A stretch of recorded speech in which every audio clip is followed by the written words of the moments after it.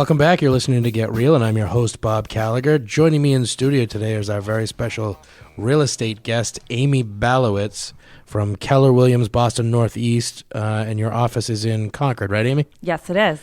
Welcome to the show. We appreciate you coming in today. Thank you for having me. Our first show of the new year, so you're our first 2019 guest. Ooh, very exciting, Happy New right? Year. Yeah, how about that?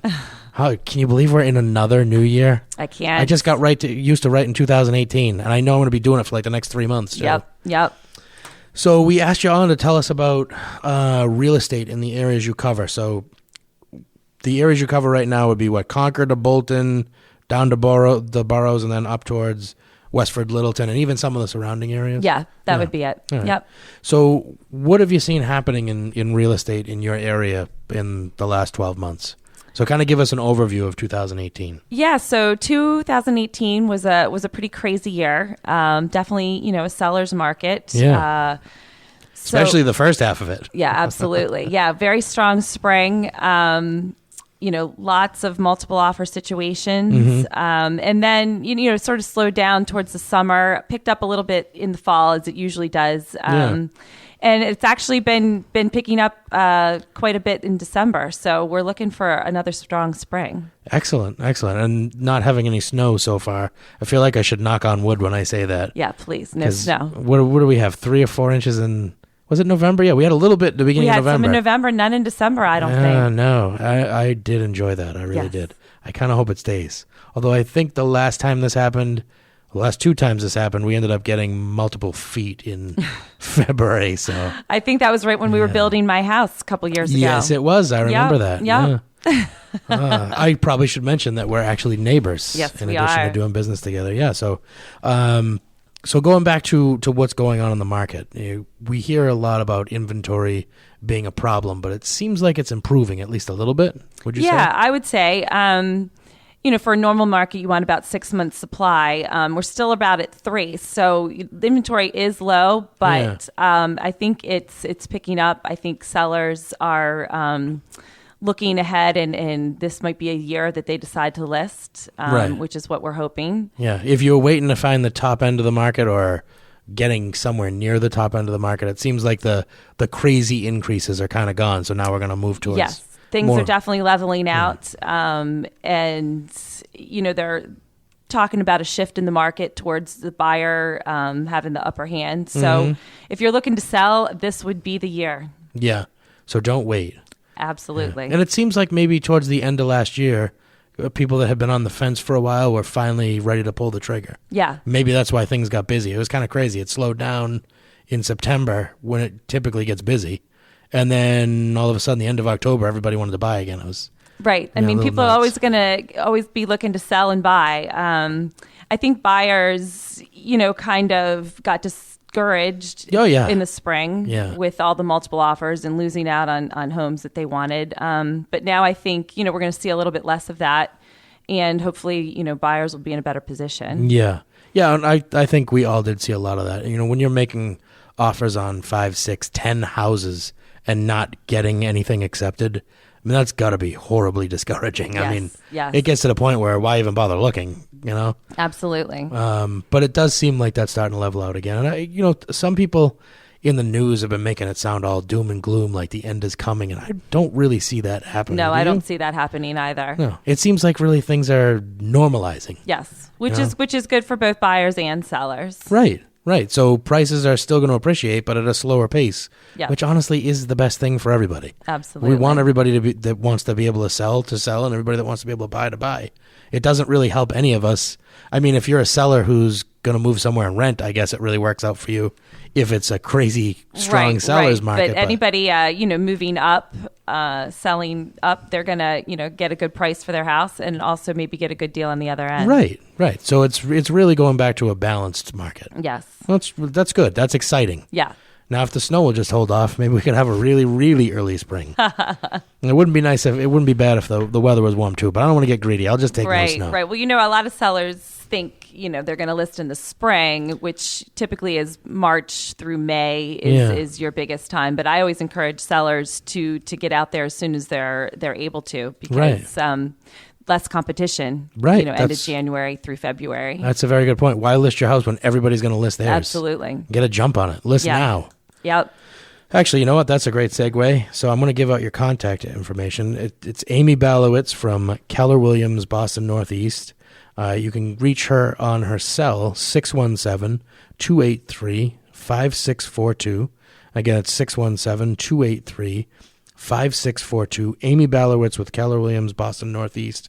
If you're looking to buy or sell anywhere from Concord to Bolton, down to the boroughs and up to Westford, Littleton, and even the surrounding areas from there, Amy's the person to give you a hand with the transaction. Yes, absolutely. So talking a little bit about move-up buyers, because that's mostly what you dealt with during 2018. Mm-hmm. What do you think it was that finally pushed people to list their houses? Because a lot of people, it seemed like that was the biggest issue we had, is people that were in the starter homes or the lower range homes wouldn't sell because the houses they wanted to move to were either too expensive or too scarce. Yes. What do you think finally convinced them to take the risk? Well, I think they saw, people were getting good price for their house. Right. It was a great time to sell. So, they decided to take the plunge. We had a lot of conversations with the clients that I did help list that were looking to buy another house about, if they did sell their house and they couldn't find something else, what,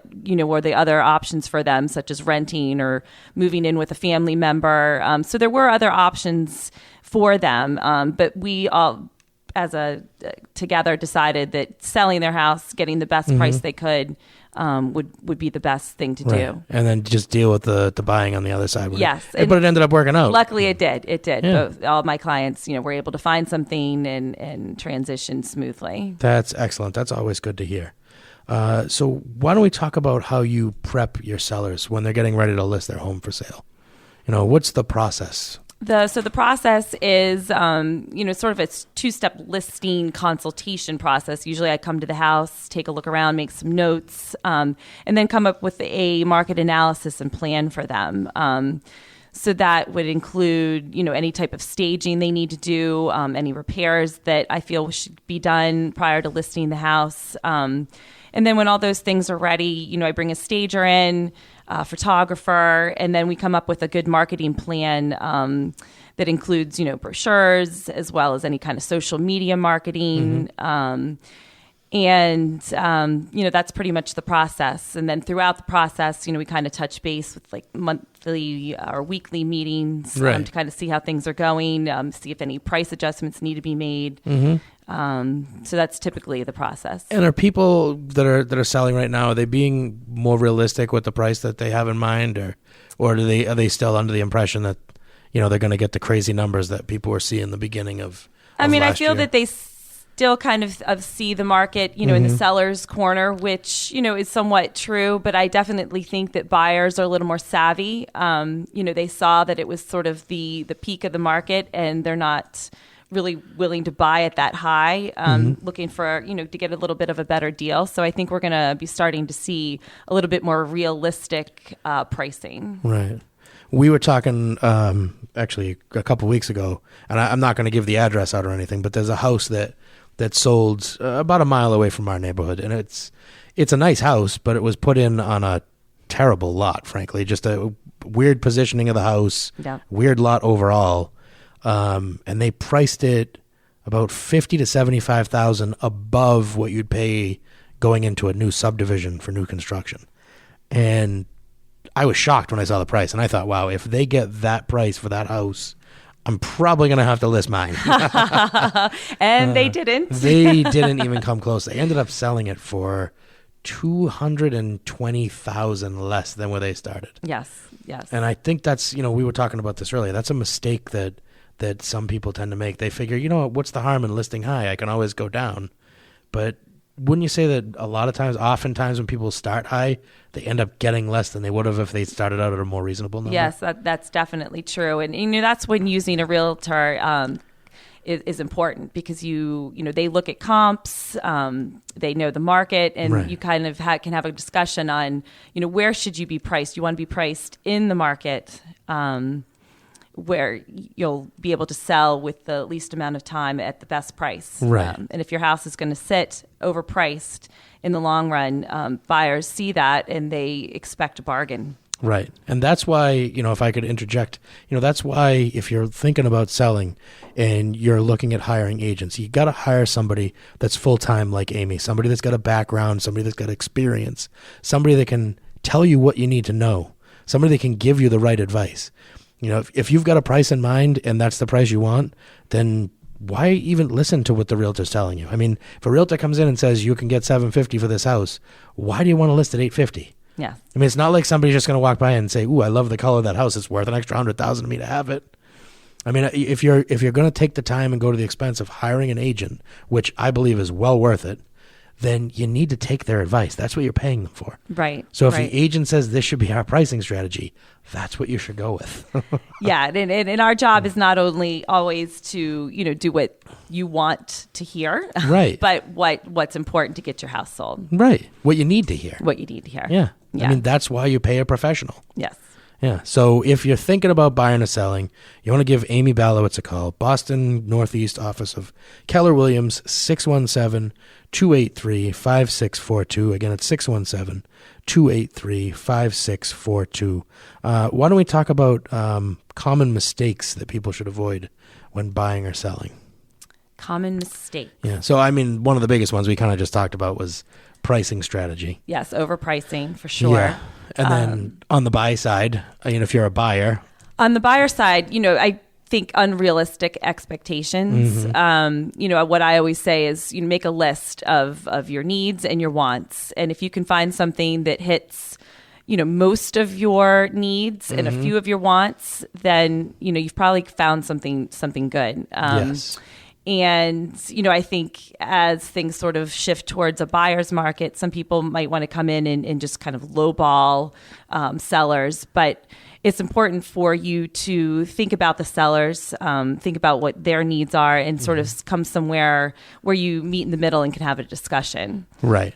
Right. Because if you start off with an insulting offer, chances are the discussion is not ever going to happen. They're just going to reject that offer. Yeah. Yes. Yeah. Yes. Yeah. That makes it difficult. There's something else we should probably mention too, especially for first time buyers. Something we've seen a lot more of lately is people that are buying houses to rehab, not to rehab and flip, but to buy, rehab, and live in. Yep. People that have, a little bit tighter of a budget. You can get into some of these more expensive towns if you're willing to take on a rehab project. I mean, absolutely. If anybody watches HGTV, which I'm sure everybody listening probably does, I mean, you can do a lot with a house without spending a fortune. I mean, updating a kitchen and a bathroom or even adding a bathroom, it's not like you're talking about six figures to do that. Yes. There's a lot of stuff you can do to turn a house that's old and dated into something super desirable. But if you're willing to go through the headache of doing it, you save a lot of money. And that's a very important thing to bring up, because I feel a lot of buyers that I've been working with are, new. They want everything new, everything move-in condition. And if you have a budget for that, that's great. But if you don't, I always say, let's look at some things that may not be exactly what you want now, but have potential. Right. And I think that's very important for people to keep in mind. Right. Absolutely. Why don't we talk too about home buyer seminars? I know you've done a few in the past. We've done a few as well. We're going to be coming out with a schedule in the next few weeks of home buyer seminars. Let's talk a little bit about, what people could expect from a home buyer class.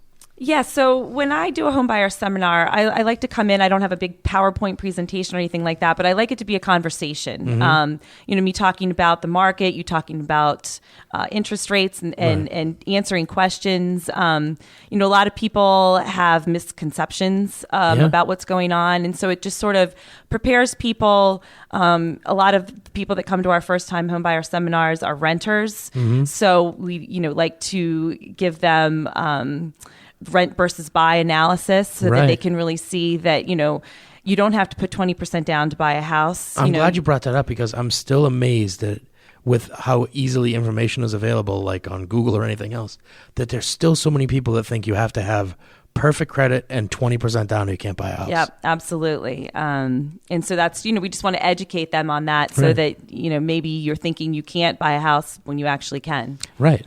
Right, and that's one of the important things. So there's all sorts of programs out there. There are programs available that don't require any down payment.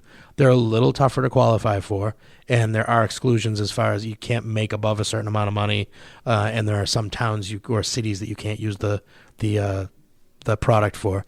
But FHA financing is relatively easy to qualify for if you have decent credit. And decent means typically, scores that are above 600, 620 in that range and up. You can put as little as 3.5% down. It can be a gift from a family member.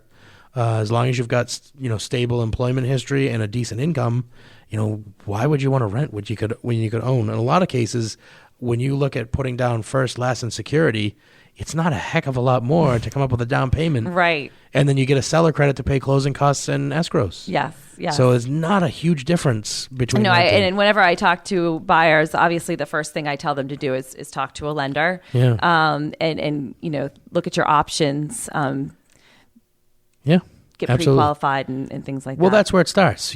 First you get pre-qualified. You find out you can actually afford to make the payment every month. You find out what you're qualified to buy in terms of purchase price and what you're going to need as far as money out of pocket to make the deal happen.